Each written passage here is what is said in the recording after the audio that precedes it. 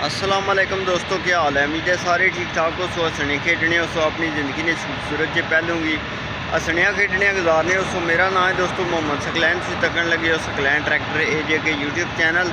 तो अज दोस्तों तुम्हारे वास्ते लैके आए एक ट्रैक्टर फास्ट सीरीज में तुम कराने लगाए हैं रिव्यू। ट्रैक्टर है जनाब अल्लाह मैसी फरगोसन 135 साफ सोहनी सुथरी जी कंडीशन ही दोस्तों गड्डी है। जिसकी तुम खरीदना चाहो पसंद आवे तो रब्ता कर सकते हो। गड्डी का मॉडल है 1971 मॉडल गड्डी है, ठीक है। साफ जैनवन हालत की गड्डी है, ठीक है। तो आज चलने हैं फिलहाल टाइम ज़ाया कितने तो बगैर गड्डी का रिव्यू कर रहे हैं। तो जे अजे तक तो हाँ वीडियो की लाइक नहीं किया, वीडियो करो लाइक, चैनल की सब्सक्राइब नहीं किया सब्सक्राइब कर रहे। घंटी वाला बटन नाल लगे है उसी प्रेस कर गाल कर छड़ो कि मजीद आने वाली वीडियो थोड़े तक पहुँच सके। आ जाओ गड्डी ना रिव्यू करिए जाकर पहले।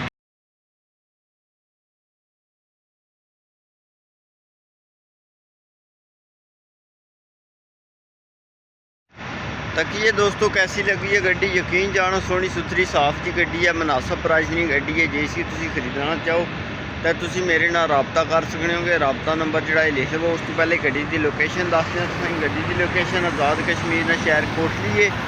मजीद अगर लोकेशन तुम देंगे रब्ता नंबर भी, ठीक है। तो रब्ता नंबर लिख लो 0349 88 86 116। रब्ता नंबर दोस्तों दोबारा सुन लो 0349 88 86 116। व्हाट्सअप इस पर बनी है। व्हाट्सअप पर जाके मैसेज करके तुम गलबात मेरे नाल जी ये कर सकते हो, ठीक है।